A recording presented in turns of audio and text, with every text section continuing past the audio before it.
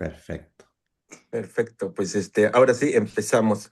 Y bueno, pues ahora sí que amigos de Recomiéndame un buen libro, muy buenos días. Estamos aquí con José Ignacio Valenzuela, el autor de Lo poco que recuerdo, el libro que estuvimos leyendo pues desde hace 4 semanas, 4 semanas en las que pues estamos debatiendo, compartiendo las ideas, compartiendo todo lo que nos has, ahora sí que nos has puesto aquí.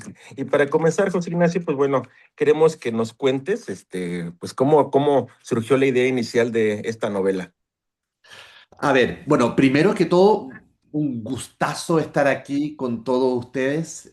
Para mí siempre ha sido un privilegio poder conversar con lectores porque antes de contestar la pregunta, me gustaría hacer esta reflexión porque es muy normal en un escritor, que es que uno trabaja para gente que no conoce. O sea, yo trabajo y nunca sé si mi trabajo va a llegar a las manos de alguien. No sé si lo van a publicar, no sé si lo van a comprar, no sé si lo van a leer. Y yo creo que ser escritor debe ser una de las pocas, de las poquísimas profesiones que existen en donde uno no conoce a las personas para las cuales uno trabaja. Un profesor conoce a sus alumnos, un taxista conoce al señor o la señora que se le sube al auto, un dentista conoce al ser humano al que le está sacando una muela.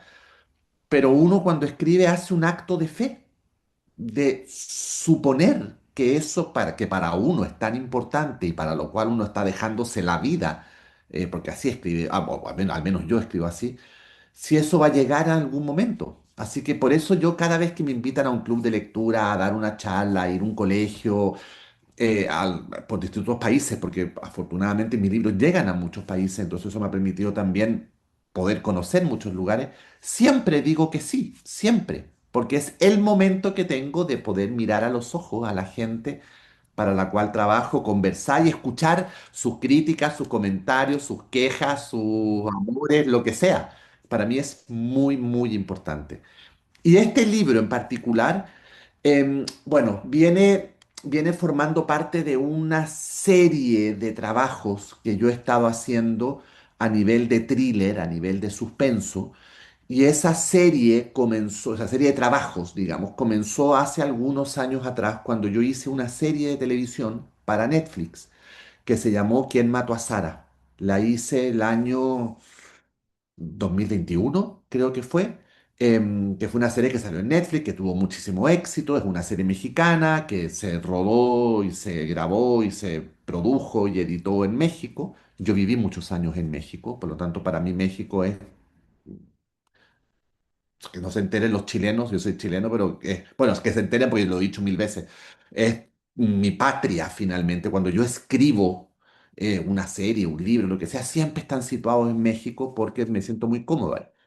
Y entonces, a partir de Quién mató a Sara, vine explorando el thriller como un género específico. Exploré cómo se puede escribir de muchas maneras distintas un hecho de sangre, un hecho de muerte, un hecho de suspenso. Y a ese hecho de suspenso, de misterio, de thriller, le agrego algo.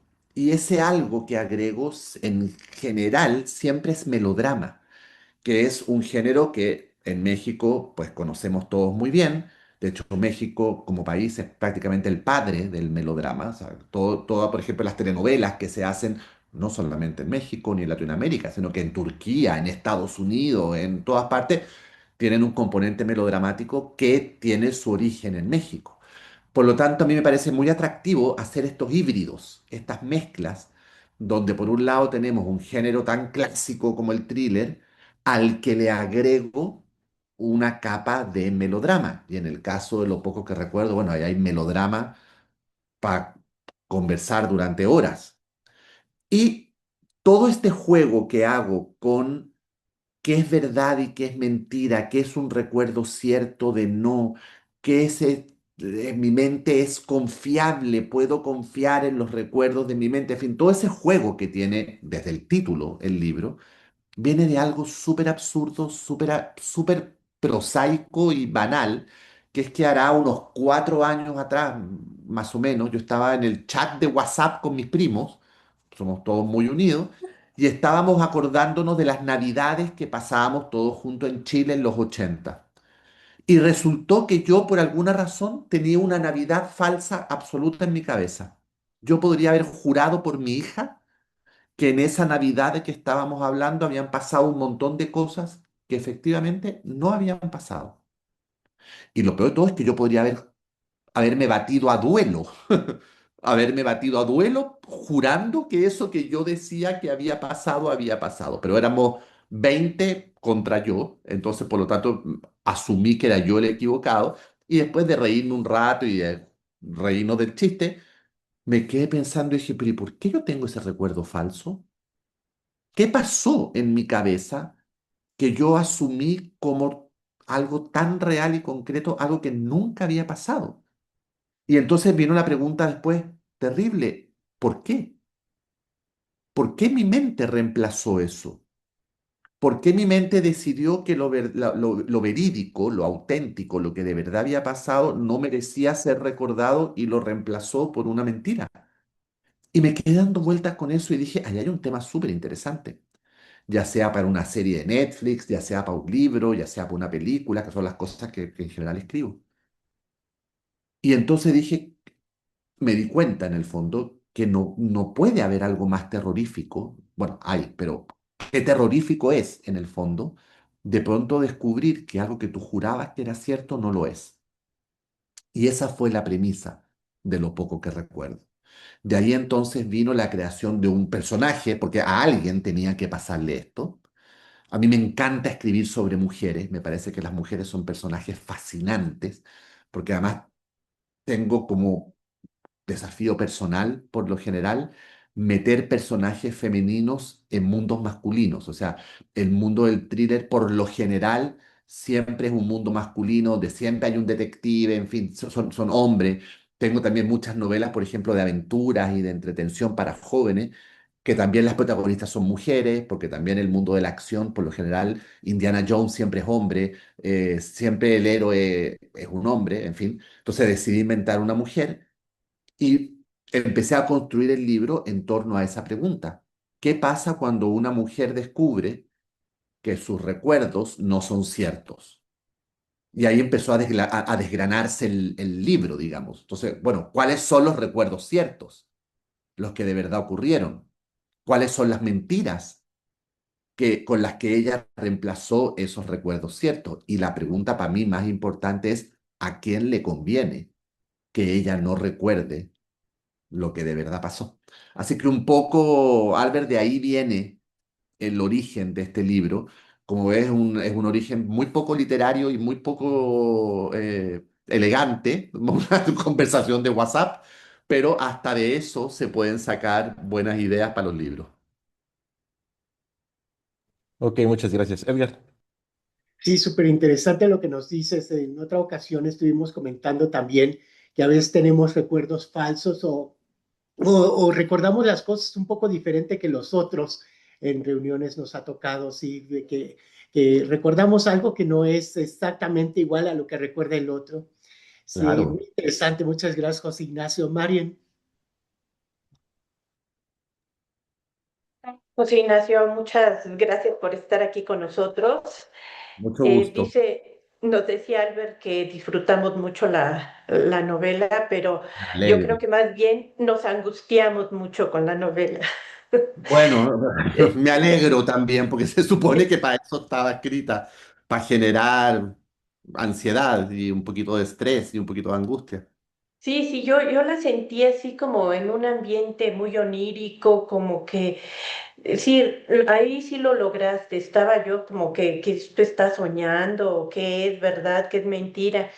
Y una de las cosas que me llamó mucho la atención en tu manera de escribir es cómo relatas los ambientes.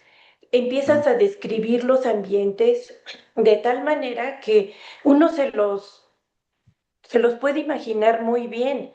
Entonces, esa es mi pregunta, ¿cómo lo haces? Porque que si el gato que se restregó en la pierna y que lo burbujeaban en los matraces, ¿cómo lo haces? ¿Te pones a pensar en el ambiente o ¿Cómo lo describes? Mira, Marina, esa es una pregunta súper interesante y en general, cada vez que tengo algún encuentro de este tipo, siempre sale a relucir el tema de la descripción. Porque para mí es muy importante, porque no te olvides que yo también escribo para la pantalla. Yo, por eso yo viví en México, porque a mí me llevó, por ejemplo, Televisa y después trabajé muchos años en Televisión Azteca, haciendo un montón de telenovelas, haciendo un montón de series que estoy seguro que todos ustedes vieron en algún momento allá en México. Y cuando uno escribe para la pantalla, en el fondo tú estás escribiendo no para que alguien lea, sino para que alguien vea. Entonces, lo que se ve en el mundo audiovisual es obviamente el rey, es lo más importante. Entonces, cuando tú escribes un guión de cine o de televisión, en el fondo, con lo que tú estás trabajando y tu meta es generar muy buenas imágenes. Yo cuando escribo tengo una imagen en mi cabeza y mi trabajo consiste en ser capaz de elegir las palabras adecuadas para que cuando o un lector o un director o un productor o un actor lean esas palabras, vean la misma imagen que yo tengo en mi cabeza. Entonces, de ahí vengo, del mundo audiovisual, digamos. Por lo tanto, tengo esa suerte como de, entre comillas, de formación profesional, en donde para mí la imagen es muy importante. Entonces, si tú me preguntas a mí, Marién, ¿qué quiero yo lograr cuando tú termines de leer el libro?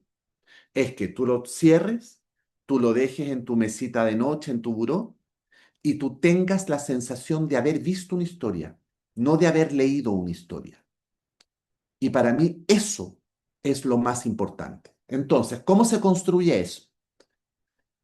Usando las palabras adecuadas. Porque, por ejemplo, si yo digo la palabra en este momento manzana, todos aquí van a ver en su cabeza una manzana. A lo mejor unos van a ver una verde, una van a ver una roja, pero todos van a ver una manzana.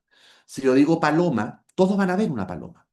Si yo digo silla, todos van a ver una silla, aunque sea una silla distinta, pero todos van a ver una silla. Pero si yo digo la palabra celos, no hay una imagen que se forma. Hay un concepto, pero no hay una imagen. Si yo digo desesperanza, también hay un concepto en la cabeza, pero no hay una imagen.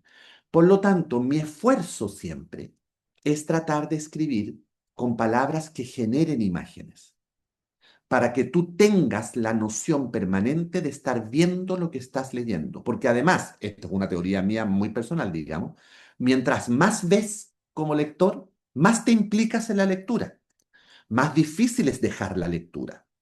De hecho, una de las quejas de los jóvenes cuando empiezan a dejar de ser lectores es que se aburren con lo que están leyendo o no entienden con lo que están leyendo.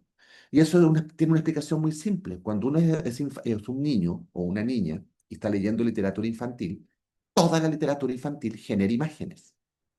Pero cuando empezamos a crecer, hay libros que no generan imágenes, que son libros más conceptuales. Y es ahí donde los jóvenes tienen como un cortocircuito y dicen, no entiendo. No, no es que no entiendan, es que están dejando de ver lo que están leyendo. Y por eso sienten que la lectura se les hace difícil. Entonces, una de mis obsesiones siempre es generar imágenes por medio de la lectura. Ahora, yo como lector detesto cuando el escritor se pasa 8 páginas describiéndome la casa. Porque digo, no, no, no, vamos o sea, a la acción, cuéntame qué va a pasar adentro de esa casa. No me describas durante 8 páginas la casa. Por lo tanto, siempre estoy midiendo cómo y cuánto describo para no aburrir y por lo general las descripciones las hago mientras los personajes están haciendo algo, mientras están matando a la víctima, mientras están persiguiendo al asesino, mientras están saltando por los techos, mientras está corriendo por el callejón oscuro. Ahí es donde hago las descripciones, porque sé que el lector no me va a abandonar en ese momento, pero le pinto el escenario para que en su mente vea una escena muy poderosa y eso lo hace, como te decía antes, comprometerse mucho más con la lectura. Es muy difícil que tú me abandones a mí como escritor si estás entretenida, por un lado, con la acción y por otro lado estás viendo muy claramente lo que está pasando. Entonces, por ejemplo, cuando yo escribo y después viene la etapa de la reescritura, que ahí es donde uno realmente trabaja mucho, que es la corrección y estás meses corrigiendo el libro, mi corrección principal siempre es la de la imagen.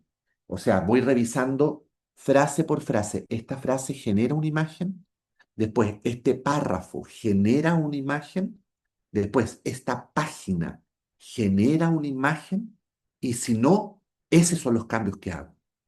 Esos son los botones que vuelvo a apretar para formar una imagen en la mente del espectador, del lector, que lo trato como si fuera un espectador, ¿me entiendes? O sea, yo trato al lector literario, valga la redundancia, de la misma manera que trato al espectador de una serie. Le entrego la mejor imagen posible. Así que por eso para mí, Mariana, es tan importante eso. Y es tanto el esfuerzo que le dedico a eso. Y por eso me encanta cuando me hacen ese comentario, porque es un gran piropo, finalmente para mí. De, ok, al menos en ese aspecto le atiné, ¿me entiendes? Al menos en ese aspecto lo conseguí. Muchas gracias, José Ignacio. Y sí, logrado. Qué bueno, me alegro. Me alegro. Mira que trabajé mucho con este libro particularmente. Muy bien, muy interesante. Ahora le toca el turno a Silvia. ¿Dónde está Hola, Silvia? Ah, hola, buenos Silvia, te veo. días. Muy Buenos buenos días, días. aquí no sé dónde estás tú ahorita. Estoy ¿Estás? en Barcelona. Ah, ok. Vivo en Barcelona, que son aquí las 5:15 de la tarde. O sea, buenas tardes allá, buenos días acá. Me encantó el libro. Esto ahorita de que mencionabas de los recuerdos, yo pensaba que yo era la única de repente que platicando con alguien me decía, es que pasó no sé qué, y yo, no, ¿cuándo? ¿Por qué? Es impresionante cómo la mente a veces bloquea cosas, pero las bloquea. Y en este caso de tu novela, pues yo creo que es importantísimo para la niña por todo lo que sufrió, porque pues, realmente Claro. estuvo sufriendo, bloquear todo eso, ¿no? O sea, Como método de supervivencia. efectivamente, Claro. supervivencia. Pero luego imaginarse la voz del papá, el no entres ahí, no hagas, no tornes, te crea un ambiente de tensión impresionante. Pero bueno, mi pregunta viene un poquito más de, ¿qué tanto estuviste investigando sobre la eclampsia, de toda esta parte genética? Yo no sabía que tuviera algo genético, ¿no? Lo tienen, sí. Aquí platicando con una doctora, decía que realmente no se sabía todavía mucho en ese sentido. Ricardo también nos podrá complementar, él también es doctor, pero ¿qué tanto estuviste investigando de, y qué tanto es cierto, verdadero de lo de las investigaciones de este señor fatal, además, que hacía experimentos con niñas y en su propia hija? Digo, se me hace tanta crueldad hacerlo sobre la otra niña también, pero sobre la hija se me hace así como fuera de lo normal, ¿no? Lo que pasa es que no te olvides de una cosa, Silvia. Este señor, como todo buen villano, no se ve a sí mismo como un villano. Él siente que está haciendo algo grande por la humanidad, por lo tanto, ¿qué mejor que hacer el bien sobre su propia hija? Lo que pasa es que, claro, es un psicópata. Y Pero los le hacía daño, o sea, cada vez que le inyectaba, ay, no, qué miedo. atroz, terrible, terrible. Estoy completamente de acuerdo contigo. Por eso no soy un psicópata y por eso además traté tan mal al psicópata en el libro. ¿Entiendes? Porque finalmente lo es un psicópata. Lo que pasa es que en su mente él está haciendo algo que le va a dar gloria mundial, que va a cambiar el curso de la historia y que finalmente, me imagino yo que en su delirio psicótico, pues este hombre verá como un gran premio, como un gran regalo, darle a su hija la posibilidad de salvarse y no morir. Por otro lado, contestando la pregunta, investigué mucho, muchísimo, muchísimo, muchísimo, muchísimo. Y también tiene que ver con una cosa, con que tengo una amiga que sufrió mucho de eclampsia durante su embarazo y entonces yo no tenía lo que, te estoy hablando hace 10 años atrás, y no tenía idea lo que era en ese momento, entonces ella me explicó, me puse a investigar, tengo un tío que es doctor, él es decano de una facultad de medicina en Chile, es una eminencia, y lo tenía al pobrecito loco con todas las preguntas que le hacía, le pedí que me recomendara libros. Entonces, de alguna manera, toda digamos, la base médica es real. Sobre eso yo construí una gran mentira, obviamente, pero la base médica es real. Incluso todo lo, por ejemplo, cómo modificar a través de una bacteria, que sea a través de de una pequeña mosquita que se trae. Todo eso son procedimientos reales. No se usan para lo que yo lo estoy usando, pero son procedimientos reales. Las mosquitas se llaman drosofilas, hay toda una investigación que hice y una vez que tenía todo el marco teórico, todo el contexto, pues bueno, construí mi mentira. Yo lo que estoy haciendo es contando una ficción, Sí, claro, evidentemente.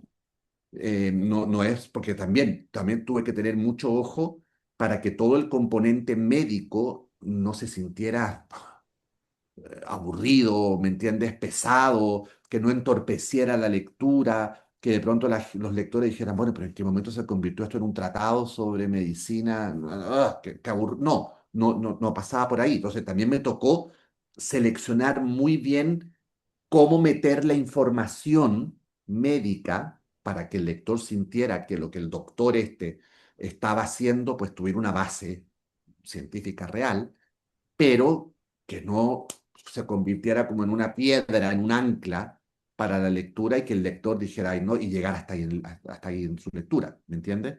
Por eso también la información médica la tengo muy dosificada y la inyecto a los lectores en momentos muy álgidos también, en momentos muy conflictivos, en momentos de mucha tensión, donde los tengo entretenidos con otra cosa, y ahí es donde les hablo de la cosa aburrida, para que por lo menos lo otro entretenido los siga haciendo leer.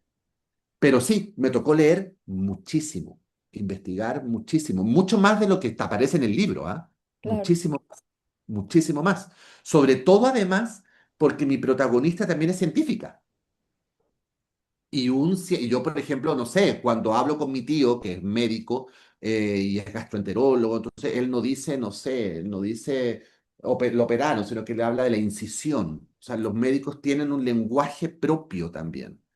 Y entonces mi protagonista, siendo también una científica, yo tenía que demostrar de alguna manera, en algunos momentos, que ella habla y piensa y razona como una científica. Un científico no piensa igual que no tengo nada de científico, piensa distinto. Y por eso también, se acordarán en el libro, cuando de pronto la protagonista se pone muy científica, ella misma se para y dice, ya, ya, ya, basta, Elena, ya estás con tu cháchara científica y tú. ¿Por qué? Yo cortaba eso precisamente para no generar aburrimiento en el lector. O sea, Eso me encanta. Eso me cuando se empezaba a encantó. poner muy científico, yo paraba la cosa. Eso me encantó de cuando se le iba la mente científicamente, porque yo soy científica, Ah, pues mira. no química, soy física, pero sí a veces la mente se te ven otras cosas. Y entonces decía, no, no cabe duda que si la ciencia de repente te cambia. Bueno, Pero, yo en ese sentido encontré similitudes, por ejemplo, entre un científico y un escritor, porque en el fondo ambos están pensando siempre en posibilidades, mm, están pensando en alternativas, están pensando en combinaciones que aún no existen para generar otra cosa. Y eso se me hace muy atractivo. Porque claro, tú hablas, no sé, a mí me hablan del chisme del día o me hablan de que el famoso tanto se casó. Yo no tengo idea de lo que me están hablando. Pues yo siempre estoy pensando en cosas que no existen y estoy asesinando a alguien, estoy escondiendo un cuerpo, estoy casando a dos personas, estoy en mi cabeza. Siempre estoy en esa fantasía y me imagino, y también lo veo en mi tío y en otros amigos que tengo que también son científicos, también están en un mundo muy particular. No están en el cotidiano exacto del día a día, ¿me entiendes? A veces un científico no tiene idea cuánto cuesta la gasolina. ¿Por qué? ¿Por qué? Porque está sumido o sumida en otro universo. Y eso me parecía muy atractivo también. Y sobre todo que mi protagonista era neuroquímica, que tiene que ver con todas las conexiones cerebrales con respecto a la memoria y todo eso, que también es parte del tema del libro. Sí, Pero también me tocó estudiar mucho eso, no solamente de la eclampsia, sino que también de este otro tema. excelente. Muy buen libro, muchas gracias. No, gracias a ti por haberlo leído también. Gracias. Jenny, por favor. Gracias. José Ignacio, qué alegría volverte a ver. Hola Amo tu Jenny. playera de rana, me encantó. Ah, sí. Este es mi héroe, la Rana René. Oh, genial. A mí déjame decirte que aparte de este tema que ya también habló Silvia, a mí me gustó mucho este personaje del doctor porque efectivamente, ¿no? Estas cosas médicas que sí te das cuenta porque creo que ya es algo cotidiano en el mundo, la situación de las enfermedades, pero también vemos aquí lo psicológico, ¿no? O sea, también noté lo psicológico al por mayor en el libro. A mí me gustó mucho esta forma como vas narrando. O sea, yo estudié letras, entonces imagínate, ¿no? Para mí lo primero que me fijo en un libro siempre es la forma de escribir del Claro. escritor. Entonces, como que siempre antes de irme a todo lo que, porque me encanta el chisme de los libros, me encantan las ambientaciones, que las tuyas son muy buenas. Me Gracias. gusta ver cómo lo narró, cómo, pues en mi mente empiezo, cómo se lo habrá imaginado, o sea, ya desde ahí, ¿no? Desde cómo fue que lo pensó, cómo lo empieza, cómo me lo va a terminar. Y aquí creo que tú lo manejaste de una manera bastante bien, porque nos empiezas con el hecho, lo que ya pasó, lo que sucede, lo que le está pasando en este momento a Elena, ¿no? El hecho de la pérdida de la memoria, lo que le sucede, no sé si todos lo terminaron, no quiero hablar de más, pero, o Ah, sea, sí, sí, no, eso, avisen, ¿ah? Avisen si no han terminado para no hacer spoiler grande. sí, por favor. Pero bueno, se supone que sí, ¿verdad? Ay, pero sí, no, o sea, nos empiezas con el hecho fuerte y después nos vas ya como desglosando, como desgajando el por qué. El por qué vamos a Claro. llegar a nuestro principio del libro. ¿Cómo pasaron las cosas? ¿Cómo empezó ¿Sabes? todo? ¿Y tú sabes ¿Cómo por qué llega hago a eso? Pinomar? ¿Y tú sabes por qué Eso es hago lo eso? que quiero saber. Lo hago por deformación profesional de guionista. Cuando, por ejemplo, cuando uno trabaja para Netflix, yo ya he hecho 3 series para Netflix y estoy escribiendo la cuarta. Entonces, cuando uno trabaja para Netflix, te da, bueno, para cualquier plataforma, porque en el fondo la dinámica es la misma. También lo mismo para Amazon, lo mismo para VIX, lo mismo, en fin, para todas las plataformas. Te dan ciertas reglas que te explican y te dicen, mira, los espectadores empiezan a ver la serie con el control remoto en la mano y la data, la estadística, muestra que al minuto 3 o se quedan o se van. Lo que es terrible, porque en el fondo te están diciendo, tienes solamente 3 minutos para enganchar a tu audiencia. O sea, en el fondo te están diciendo, tu serie completa, tus 10 capítulos, los que sean, se juegan la vida en los primeros 3 minutos. Entonces, es muy difícil, Jenny, como escritor, lograr generar algo tan fuerte en los primeros 3 minutos con personajes que aún no conoces, con situaciones que aún no conoces, con vidas que aún no conoces, y generar algo tan fuerte que la gente decida quedarse. Entonces, por lo general, ¿qué se hace o qué hago yo? Me voy al futuro de la serie. Voy al momento en el capítulo 8 donde el villano está ahorcando a la heroína en el borde del techo y están lloviendo y hay relámpagos y abajo hay un cocodrilo que se va a comer al que se va a caer del techo. Entonces, voy a ese momento y ese momento me lo traigo a los primeros 3 minutos. Lo cuento, pero no lo resuelvo. Lo dejo sin resolver y corto al presente y pongo 3 meses antes. Entonces, de esa manera, puedo tener algo muy poderoso en el comienzo, que el lector diga, ah, chinga, ¿y ahora qué va? Pero ¿y se la comió cocodrilo o no se la comió cocodrilo? O sea, ¿se cayó del techo o no se cayó del techo? Pero ¿y por qué la está matando? ¿Quién es ese tipo? ¿Quién es él? ¿Y por qué la está matando en el techo? ¿Y por qué hay un cocodrilo abajo? No entiendo nada. Pero ya te enganché, ya te llené la cabeza de preguntas.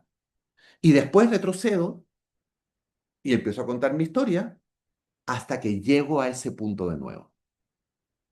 Entonces, cuando empecé a escribir, lo poco que recuerdo, me di cuenta muy rápidamente que este era un libro como de a fuego lento, digamos. O sea, es un libro en donde los conflictos no son tan explosivos como en otros libros. Son más bien más lentos. ¿Por qué? Porque es un libro que tiene un componente psicológico muy grande. Entonces, muchas veces es más importante lo que los personajes están pensando que lo que les está pasando. Entonces, como yo sabía eso, dije, yo necesito un gancho muy poderoso en mis primeras páginas. Necesito algo que atrape al lector, que le deje ver que va a quedar la escandalera más grande en algún momento.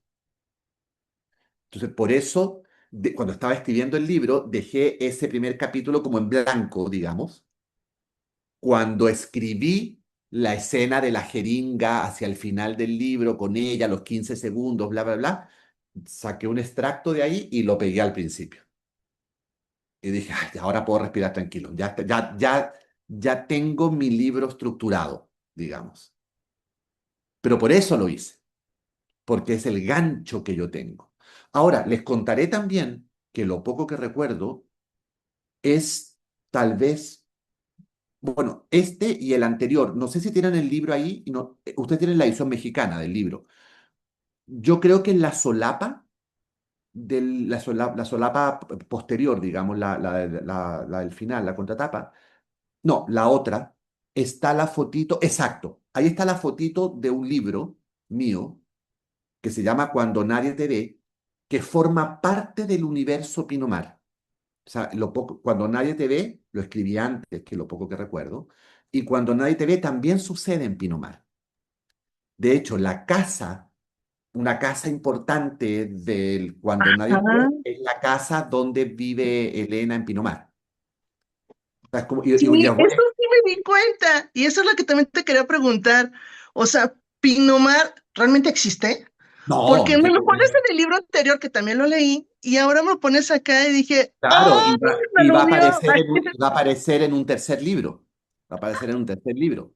Entonces, yo cuando nadie te ve, lo poco que recuerdo y el otro que estoy escribiendo, pues estoy escribiendo con pulso audiovisual. O sea, la estructura de esos libros, y particularmente lo poco que recuerdo, es exactamente la misma estructura que yo uso cuando escribo una serie de Netflix o de HBO. Es la misma, es la misma. Tengo capítulos cortos con un cliffhanger que se llama, o sea, con un giro inesperado al final de cada capítulo, que mi meta es que los lectores, al igual que con la serie, estén a las 3 de la mañana diciendo, me tengo que levantar mañana a las 7:30, pero son las 3:30 de la mañana y necesito leer otro capítulo o necesito ver otro capítulo. Esa dinámica es la que yo quiero lograr con mis capítulos. Por lo tanto, cada capítulo es corto, cada capítulo tiene un giro inesperado muy fuerte al final que cambia el rumbo de las cosas. Y por lo mismo también, por ejemplo, no tienes por qué saberlo, pero en una temporada, no sé, de 10 capítulos, hay un golpe muy poderoso en la mitad siempre. O sea, 10 capítulos de la temporada, en el capítulo 5 hay un golpe muy fuerte. Si son 6 capítulos, en el capítulo 3 hay un golpe muy fuerte. Siempre en la mitad hay un golpe muy fuerte. Bueno, aquí en la página 200 hay un giro muy inesperado. O sea, yo traté este libro igualitito que como trato una serie. Entonces, por eso también pude generar adicción en el libro. O sea, que esta cosa de pues, pasar la página y pasar la página y pasar la página y decir, "Oh, un capítulo más". Sí, es cortito, un capítulo más. Y cuando terminaba ese capítulo, decía, otro capítulito, bueno, otro capítulo". Eso se logra con técnicas audiovisuales, obviamente, y las apliqué toditas aquí. Sí, déjame decirte que yo lo terminé en 3 días, a pesar de las páginas, número de páginas, porque sí decías, ahí está un chiquito el capítulo, otro. Y así me seguí todo el día y pues lo terminé rapidísimo, porque Bueno, quería, yo dije, soy muy chismosa, porque quiero saber más qué sucede, por qué, quiero que me claro, cuente más del doctor, qué va a eh, pasar. está construido en base a puras incertidumbres la historia. Sí.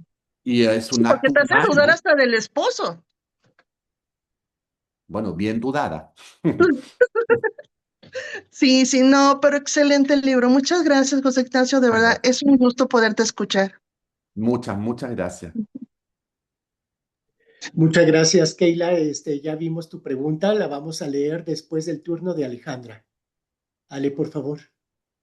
Gracias, Edgar. Oye, es cierto lo que pasó con el libro. Yo lo escuché y me cuesta mucho trabajo escuchar los libros porque me pierdo, pero este sí lograste igual como Jenny. Yo, ¿cómo voy a terminar 600 hojas? Pero ahí estaba picadísima queriendo saber el chisme del por qué el 29. Oye, esa vuelta de tuerca de que el papá no estaba enferma, no, estuvo increíble. Me gusta mucho el libro. Eso es melodrama puro. Ujú. Eso es como telenovela, de la ciega que no estaba ciega, de la paralítica que se levanta, del papá que no es el papá. Eso es telenovela puro, eso es melodrama puro. Y por eso Sí, funciona. sí. Entonces al final leí que hacía serie en Netflix y sí las fui a buscar. Es que ya sabes, hago tantas series que prefiero ya las películas, pero ahí Sí. tengo la duda, ¿no? De lo de, el de quién mató a Sara, quiero verla. Ah, pues, Sí. a ver qué te parece. Sí, oye, mi pregunta es, ¿cómo se te ocurrió esto? Sí, sé que es melodrama puro, pero qué loco que su propio papá, su hija, le haga todo ese daño. O sea, no fue suficiente su niñez. O sea, después de que se fue de Pinomara y va a arruinarle la vida y luego embarazada. O sea, ¿por qué tanta maldad en su papá? Mira, bueno, uno, porque es un psicópata.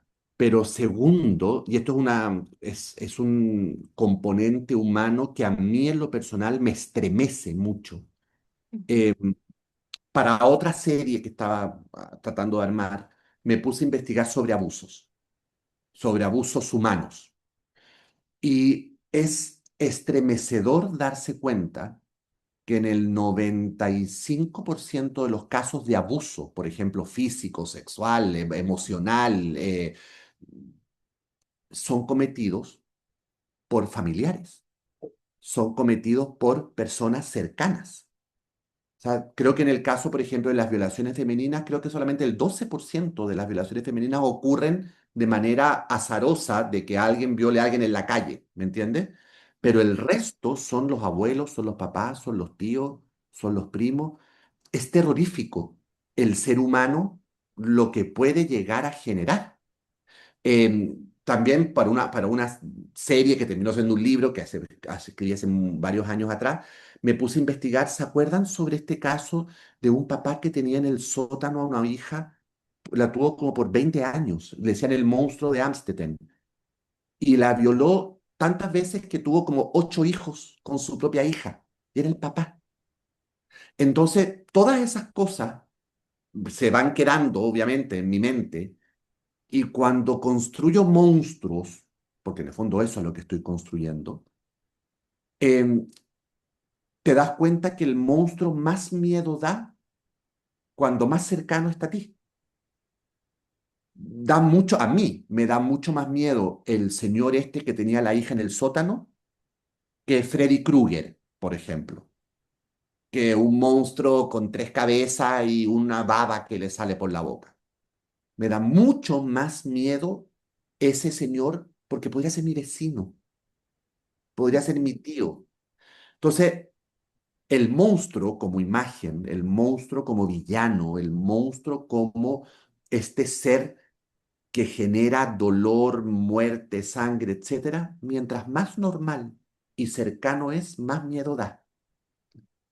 Y por eso el papá, o sea, por eso es el papá, porque podría haber sido su ginecólogo, por decir, podría haber sido el sí, médico del pueblo, exacto. pero no, es mucho más atroz que sea el papá. Y un poco esa es la postura mía con respecto a cómo voy a tratar esos temas y cómo los voy a castigar. Además, porque obviamente yo no voy a dejar impune a alguien que hace eso. O sea, tú te puedes dar cuenta de qué pienso yo con respecto al abuso femenino, a la mujer viendo el final del libro. ¿Qué le pasa a los abusadores? ¿me entiendes? Bueno, en este caso, no sé si va a ser un spoiler, pero lo derretí, ¿me entiendes? Al monstruo, literalmente. Entonces, de esa manera tú vas construyendo personajes que te estremecen, que ojalá también se te hagan inolvidables, porque ese también es un poco el juego, de hacer un personaje tan contradictorio, tan estremecedor, tan perturbador, que se haga inolvidable. Y la manera de hacer eso es haciéndolo lo más normal y lo más cercano posible a tu héroe, a tu víctima. Así que Ya. qué bueno que pensaste en eso, porque fue un debate mío largo antes de ponerme a escribir el libro. En un momento iba a ser un médico, después iba a ser como el médico del pueblo, después iba a ser...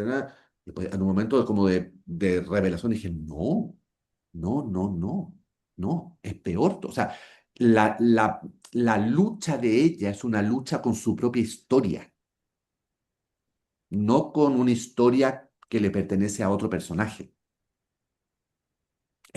Digamos, vencer al monstruo es aún más terrible porque tiene que vencer a su papá.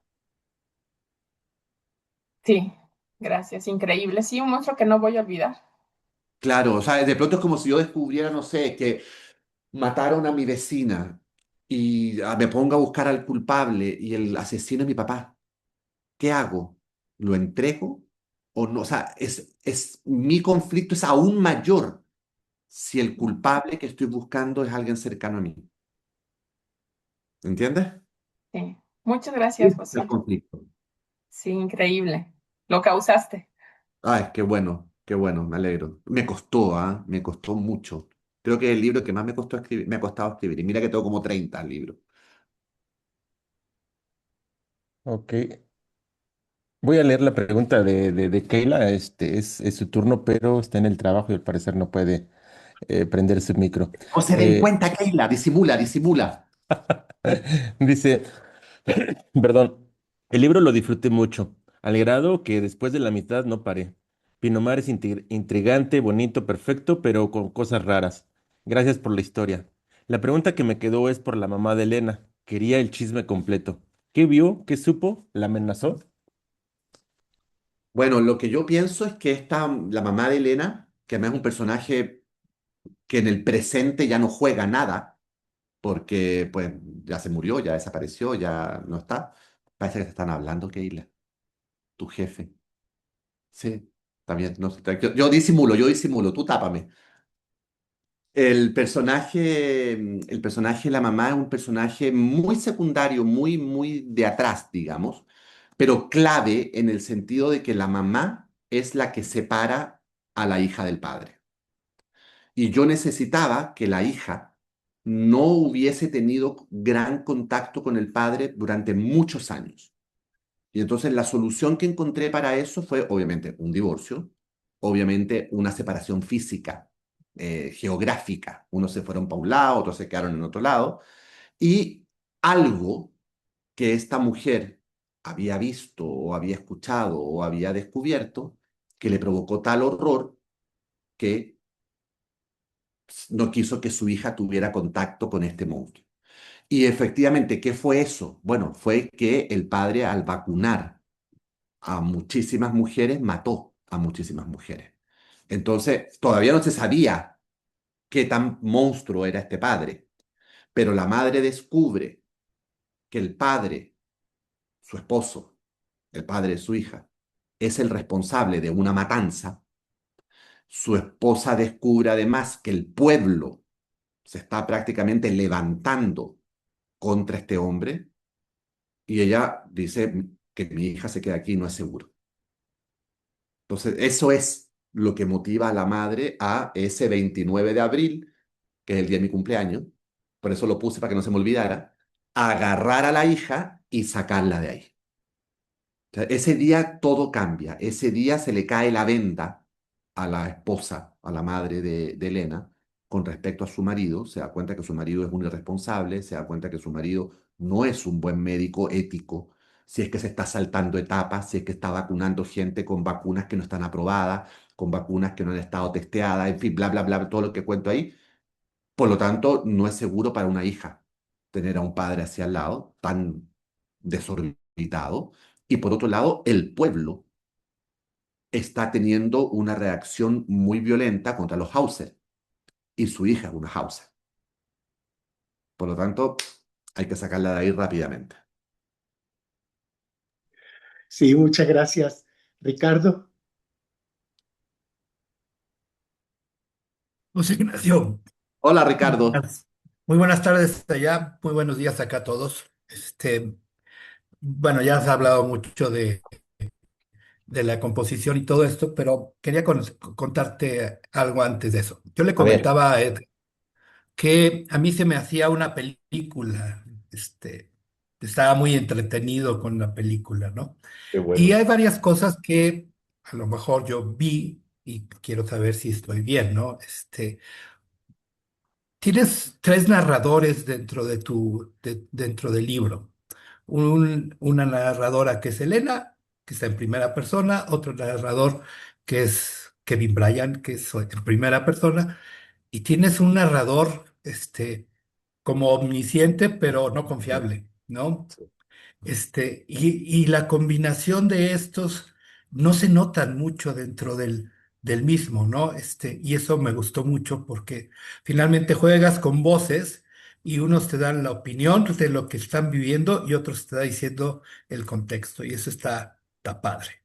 La otra es, ahora que estabas platicando de que haces guiones y todo, se nota, ¿no? Son capítulos muy cortitos pero siempre te dejan dos cosas. Uno, el recuerdo del capítulo anterior o anteriores, o sea, te van repitiendo, no te claro. metas ahí, no te metas ahí, no te metas ahí. Y por otro lado te deja el suspenso, ¿no? ¿Qué va a pasar en el siguiente capítulo? Tan, tan, tan, tan. ¿No? Es como si estuvieras viendo una serie o una película que vas de poquito en poquito, en poquito, en poquito, en poquito, y le metes ahí cosas medio interesantes, ¿no? Esto de la parte científica me gustó lo que dijiste. Tienes una base y construiste una gran mentira, porque sí, Claro, claro, este, claro. no está, no estás tan del todo mal, pero pues todavía no hay algo que este, O sea, nadie va a licúe a poder, una persona, ¿no? no, nadie va a poder modificar el gen de la eclampsia leyendo mi libro, No, obviamente. claro, claro. Y además son varios los genes y primero empiezas por la preeclampsia antes de llegar a la eclampsia, pero bueno, Exacto. eso es otro rollo, ¿no? Lo interesante es cómo vas metiendo estas pequeñas notas a lo largo del libro que te hace dudar si es real o no es real y hacia dónde va, ¿no? Entonces, a mí se me hizo muy entretenido todo este viaje que haces hasta el final, pero a mí me quedó la duda, finalmente es un narrador no confiable, porque en una parte te dice que el papá está acostado, metido ahí en la cama, que dejó una nota del 29 y todo esto, del 29 de abril. Y por otro lado, ya cuando reaparece, se pone a golpes con Brian, Claro. este, y ahí se están medio ganando, ¿no? No sé qué edad tendría el papá para poder soportar los golpes, pero la escena funciona. Es decir, hay cosas que de repente, como que no sé, no tendrían que ser así, pero funcionan y eso hace muy entretenido. Entonces, yo te quería Ese aspecto, cuando tú dices que hay cosas como que no son tan lógicas o tan reales o tan verosímiles, eso es el melodrama. exacto, exacto. Ese es el melodrama. Y eso es lo que funciona al final, ¿no? El Porque, melodrama siempre funciona, porque cuando uno se enfrenta al melodrama hay una suspensión del juicio. exacto, exacto. Hay una Entonces, suspensión del juicio. que era justamente lo que te iba a decir. Pues hasta ahorita no hay nada que deshaga el cuerpo así, si no los narcos ya lo estarían empleando, ¿no? Bueno, hacen otro tipo de cosas, pero al final funciona porque pues, finalmente te deshaces del malo, del maloso, y lo dejas en De una otro manera plano. espectacular, digamos, Exacto. y en el fondo me deshago de él con un trago de su propia medicina. Exacto. Ahora, después de todo esto, la pregunta que yo tengo es, ¿por qué dejaste a, a Kevin en la cárcel? O sea, finalmente no era culpable de ninguna de las dos cosas y no habían las suficientes pruebas para dejarlo ahí. Entonces, ¿por qué dejarlo en la cárcel y 5 años después seguir visitándolo ya con como pareja y como si fuera papá sustituto, ¿no? Sí, a ver, voy a contestar la pregunta, pero antes me encantaría retomar un segundito lo que dices del narrador, porque cuando dije que es uno de los libros que más me ha costado escribir, es precisamente por el narrador, porque es un narrador súper tramposo. Es un Ujú. narrador, como tú bien dices, hay tres, hasta la voz de Elena, o sea, el narrador está metido adentro del cerebro de Elena, estamos escuchando lo que Elena está pensando y está diciendo, estamos escuchando y pensando lo que Kevin está diciendo, lo que Brian está diciendo, Ujú. y hay un narrador omnisciente, como tú muy bien señalas, Ricardo, pero es un narrador omnisciente que está súper cerquita de Elena. Y aquí. Es como que estuviera como parado en el hombro, así como el periquito de los piratas está aquí en el hombro de Elena. Entonces, yo tenía que ser capaz, con ese narrador omnisciente, de contar la verdad, porque el narrador omnisciente no miente, digamos, la que miente son las primeras voces de Elena o las voces de Brian, las Claro, primeras personas. con su Pero el versión. narrador omnisciente no miente, pero yo también jugaba de pronto con que qué tan cierto es lo que Elena está diciendo o qué tan cierto es lo que el narrador está diciendo. Elena. ¿Será verdad que no recuerda? ¿Será verdad que tiene esta memoria falsa? Por lo tanto, tenía que saber contar lo justo para que ustedes, los lectores, entendieran lo que yo quería hacer, pero suspender la narración justo antes de llegar a la verdad absoluta para no echar a perder la sorpresa del libro, no hacer el spoiler. Entonces, ese equilibrio tan difícil, tan complicado, me costó la vida porque de pronto me pasaba, de pronto me ponía tan críptico que no se entendía nada, porque estaba tan preocupado de no revelar el spoiler que entonces no se entendía nada. De pronto decía, bueno, ya voy a contar, entonces ya se revelaba todo. Ah, me costó muchísimo. Pero quedé muy satisfecho finalmente porque de verdad fue un trabajo enorme el que hice con ese narrador omnisciente. Los otros, las primeras personas fueron mucho más fáciles, pero el omnisciente, que es la gran mayoría del libro, además, Ujú. uf, fue una locura. Y el final de Brian, ese fue un debate interno que tuve conmigo mismo durante semanas, que si lo mataba, que si lo fugaba, que si se sacaba la máscara y era un policía encubierto, que si, o sea, pasé por todas las alternativas posibles de cómo termino con Brian. Y después decidí y descubrí que en el fondo Brian es el elemento, encarna el melodrama.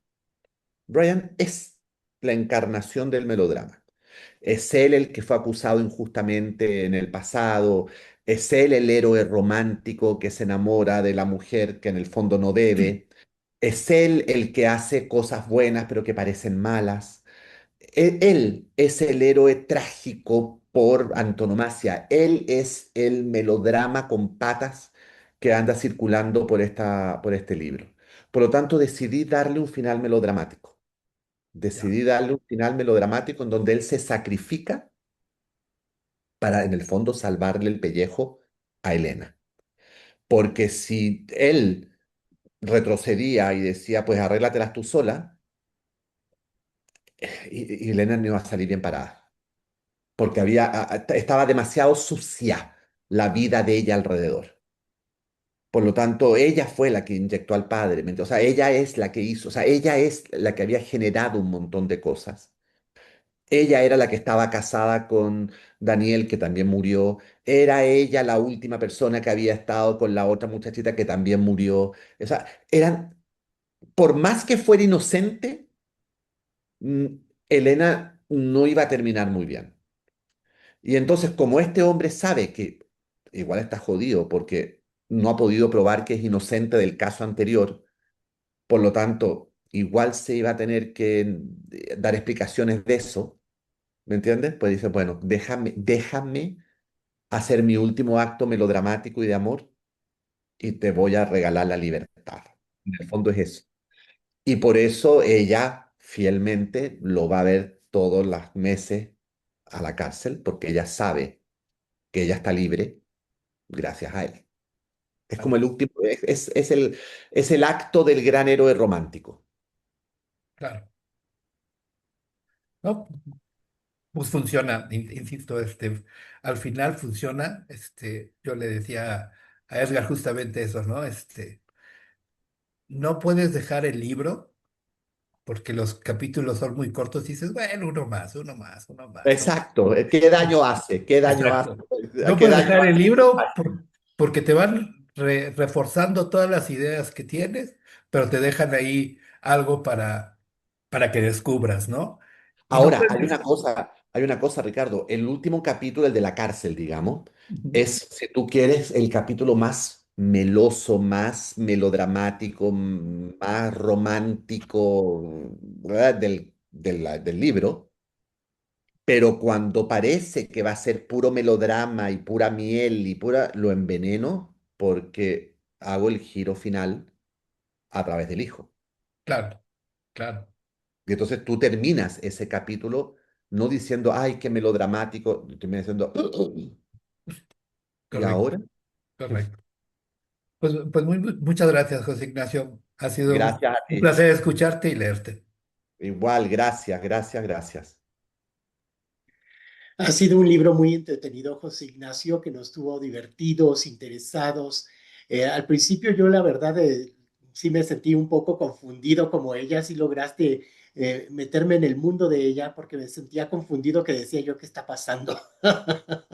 ¿Qué Bueno, está pasando? Y por qué la mira así la gente.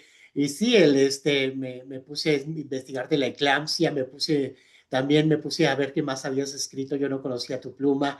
También, pues vi que haces muchos guiones y pues estuvo muy interesante esta historia, que a momentos sí la sentía así como muy verdadera. Esto todo me recordó muchas cosas, ¿verdad? De estos experimentos que se han hecho en humanos, porque ha no sucedido. estoy contando nada que no haya sucedido, Exacto, sí, por han desgracia. sucedido esas cosas, ¿verdad? Entonces sí me recordaron ciertas cosas, entonces sí, sí estaba yo así de, sí, sí, no, sí. Entonces fue muy interesante, nos tuviste así como y muy interesados en la novela en todo momento, Me sí, lo alegro, me haces muy alegro, me bien. alegro. No sé si Juan Carlos o Angie quieren participar, levanten la mano, abran el micrófono, muevan la cabeza. Juan Carlos, ¿vas a decir algo? Sí, ¿me escuchan? Sí, Juan Carlos. Ok, ¿qué tal, José Ignacio? Bueno, ¿Cómo estás? bien, gracias. Mucho gusto. Bueno, pues ahorita de las preguntas y los comentarios que se hicieron, ya se me resolvió. Fíjate que yo soy muy, reacio en cuanto a cuando empiezan a describir que la pared, que la escalera, y decía yo, híjole. ¿Qué tanta descripción? No, vamos al asunto. Entonces ya me iba rápido leyendo y tras ya llegaba al siguiente evento y todo, ¿no? Pero ahorita, fíjate que sí, dentro de mí decía yo, ay, pero esto no es lo mismo que he sentido en otros libros, como que lo sentía ligero, o sea, decía yo, bueno, sí describe, pero, y ahorita ya comprendí con todo esto que comentas, pues sí, o sea, se describe, estás Se describe y viendo, se describe mucho, sí, exacto, y estás pero viendo está las disfrazado. imágenes y además hay acción. Entonces dije, mira, entonces sí, me encantó toda esa parte, ¿no? Entonces, muchas gracias porque Oh, sí, muchas sí, sí gracias. se logró eso, bueno, conmigo. Y el otro punto, fíjate que también comentaban ahorita, esto de aplicancia, también me metí yo a buscar todo bueno, sí, sí vi ahí cuestiones técnicas y todo, pero me Me encanta que haya generado deseos de búsqueda. Me encanta sí, eso.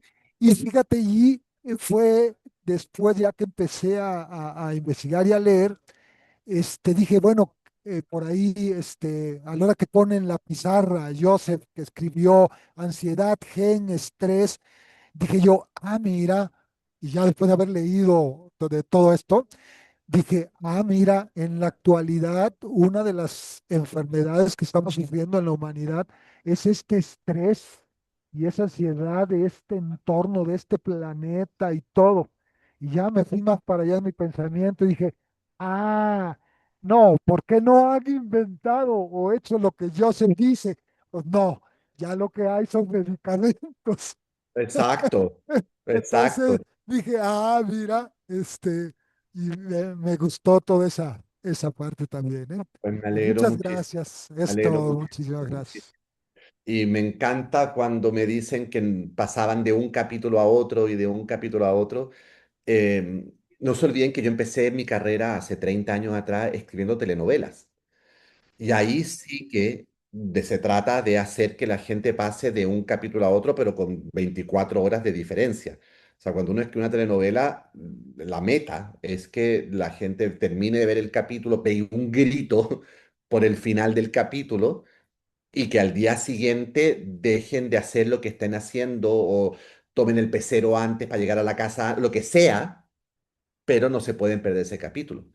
Así que así me formé, así me entrené, digamos. Y hoy en día, pues es lo que hago cuando escribo literatura o cuando escribo también audiovisual. Generar capítulos que la gente diga, "Ugh, ¿y ahora? No, no, el siguiente ya".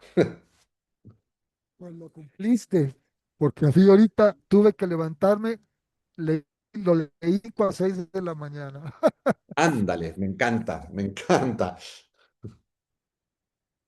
Bueno, pues José Ignacio, yo nada más me queda una duda porque, bueno, aquí en nuestro grupo de lectura hemos leído pues bastantes libros a lo largo del tiempo y justamente ahorita nos hablas que pues este libro es una especie de trilogía, una especie que le está dando continuidad, o sea, que empieza con la parte esta de cuando nadie te ve, ahora lo poco que recuerdo y el próximo que viene, ¿no?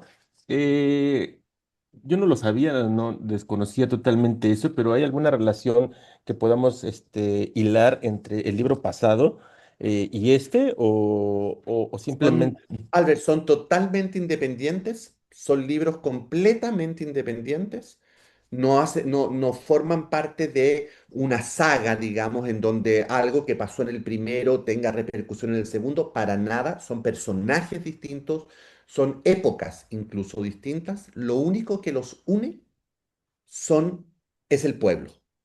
Ah, ok, que es otro personaje al final de cuentas en tu novela. Exactamente, es el personaje más importante. Lo que yo quiero hacer en el fondo es como una serie. Imagínate una serie que se llame Los Enigmas de Pinomar.